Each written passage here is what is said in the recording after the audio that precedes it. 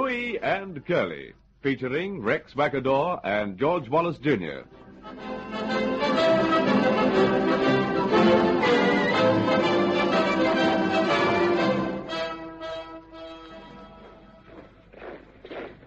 All right, pick 'em up there, pick 'em up. You're supposed to be marching, you know.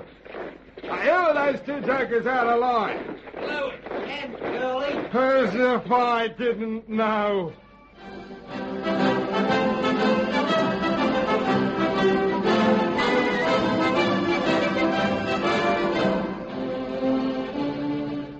Australia's funniest fighting men, Bluey and Curley, are with us again. This time they are in trouble. A dozen bottles of beer have disappeared from the officers' mess, and they are under suspicion. They're being paraded to the adjutant. Right, march those two men in here, Sergeant Major. Very good, sir. All right, you two. Right there. Quick march. Halt. Flip turn.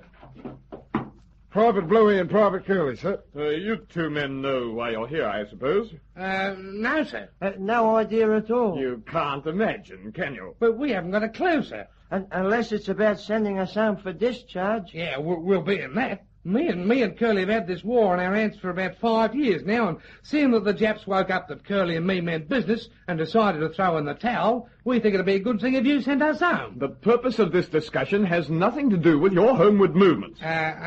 This concerns a dozen bottles of beer. Well, now you're talking. Oh, gee, thanks, sir. We don't deserve it, really. Don't think we don't appreciate it, though. I mean, this is better than winning the lottery. I can remember the time when... Quiet! I am not offering you the beer. We have to buy it? Yes, you have to buy it. But no! Oh, it's on the house. Oh, that'll be enough from you two, Jokers. Stop getting the adjutant confused. But we didn't intend to... Quiet! Thank you, Sergeant Major, thank you. All right, I'll handle this. Now, look here. A dozen bottles of beer disappeared from the officers' mess, and I want to know what you two know about it. Oh, blimey. Who, us, sir? Yes, you. But sir, I mean, you don't think for one moment that Curley and me would do a thing like that? Frankly, I do. Yeah, I thought you might. What was that? I just said, I said, did it go off last night? How did you know that? Well, me and Curley was coming in...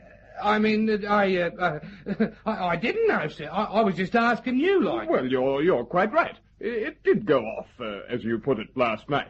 Well, it couldn't have been us, sir. No? No, we've been crook. That's right. We've been extra crook. We haven't eaten for 3 days. Haven't eaten for 3 days? Yeah, yesterday, today, and tomorrow. What? We've had a touch of the wog. You'll have a touch of the detention barracks if I have any more nonsense like that. But what we mean, sir, if we're too crook to eat, why would we want to drink? I don't know. Ah, well, there you are, then. Can we go now? Yes, you can break off. Oh, say. No!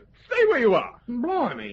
But sir... Listen, did you or did you not remove a dozen bottles of beer from the officers' mess last night? No, sir. Not us, sir. Well, how do you explain the fact that 4 empties were found under your bedboards this morning? Under our bedboards? Yes. Well, could you imagine? I mean, who'd leave 4 bottles under our beds?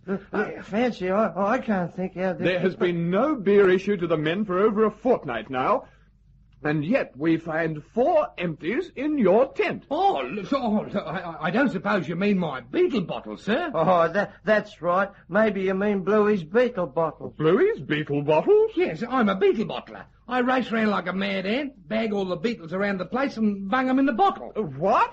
Bluey's the best beetle bottler both sides of the equator. Listen, there were definitely no beetles in any of the bottles which were found under your bedboards. No, well, it's a very bad season for beetle bottling. Oh, it certainly is. Now you take the Black Orpington variety. The what? The Black Orpington is probably the most elusive Now, wait a minute.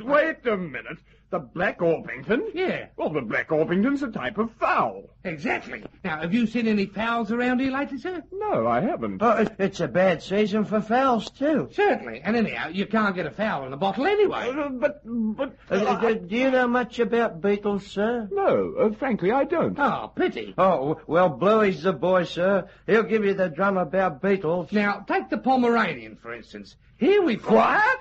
That'll be quite enough of that. I don't want to hear any more about beetles, and I don't want the drum about anything. All I want to know is, Who took the dozen bottles of beer from the officers' mess? The Black Orpington. Yes, the black... The what? No. I mean, Curly and me, we don't know, sir. It couldn't have been the Beatles, sir. No. I've seen them Beatles get up some funny things, but I know it wouldn't be them. All right. I know very well it wouldn't be the Beatles. Although, mind you, take the White Lagoon. Now, there's a cunning chap.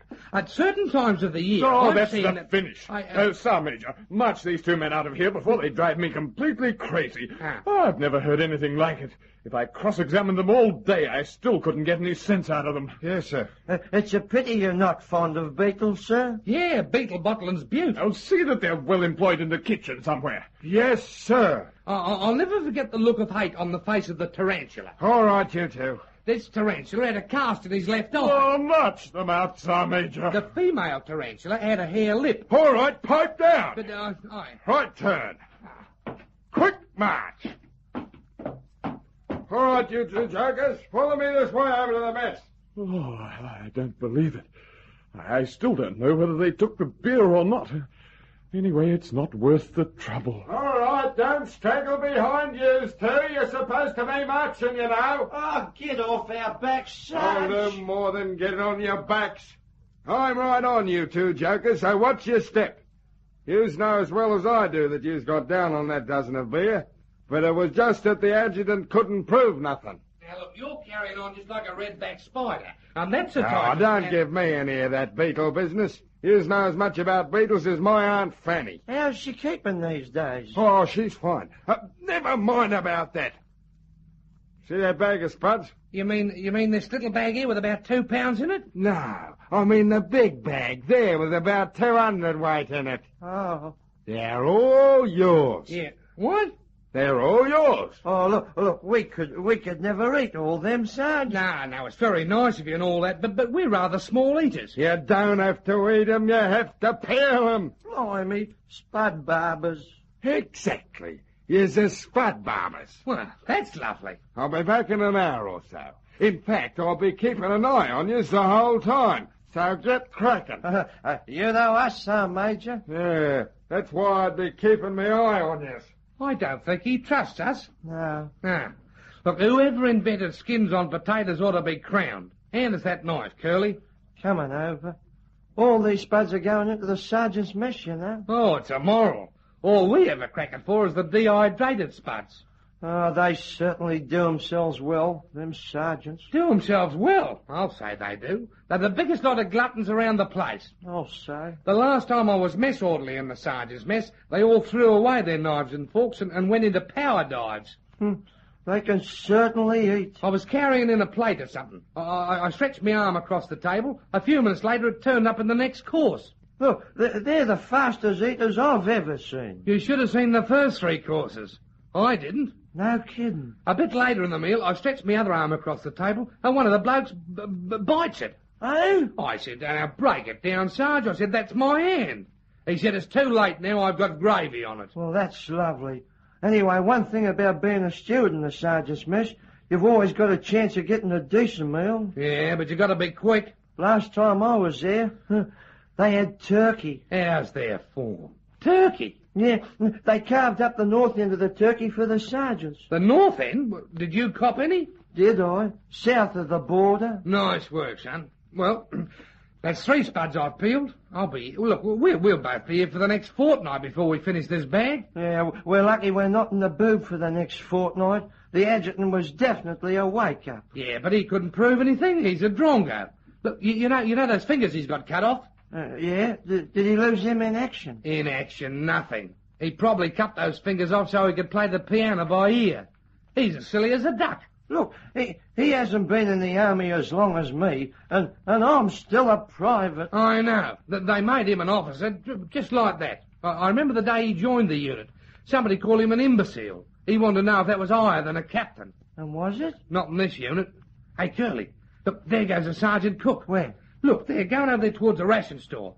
Hop into the kitchen there and swipe that pie. Now, wait a minute. What pie? The one there on the ledge just inside the door. Oh, now, look, blimey, I'd hate that sergeant cook to catch me. He won't catch you. I'll keep nip. No, I don't like the look of that joker. He's about as friendly as an epidemic of smallpox. Look, he always looks at me like a summons. Yeah? How long has he been with the unit? He's never been with it, he's always been against it. Swipe the pie, go on. All right, well, don't push. I'll give it a whirl. You keep Nick. Look, your sweet son, there's no one for miles. Hey, it looks all right.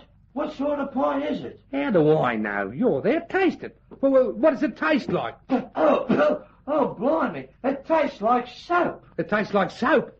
Then it must be pumpkin pie. The apple always tastes like indelible pencils. It's not the best, but here you are. You can have some. Thanks. All right, you stewjackets. Blimey, the voice of freedom. I thought you were going to keep Nick. All right, well, this isn't the Sergeant Cook. It's the Sergeant Major. Look, stick that piece of pie in your pocket. What's the matter, Sergeant Major? Those two jokers have to be paraded to the adjutant in the orderly room. Oh, what again? Hey, listen, break it down. We've only just come from there. We were paraded to him this morning. Yeah, I know that as well as yous do. Now, don't tell me you're still moaning about that dozen of beer. This has got nothing to do with a dozen of beer. Well, what is it this time? They found a dead rat that had been deliberately put under the CO's bed. Well, we didn't even know you could get under the CO's bed. Well, no, I can't either. What? We don't know anything about a rat. No, we certainly didn't plant it there. Yeah, well, you can tell that to the adjutant.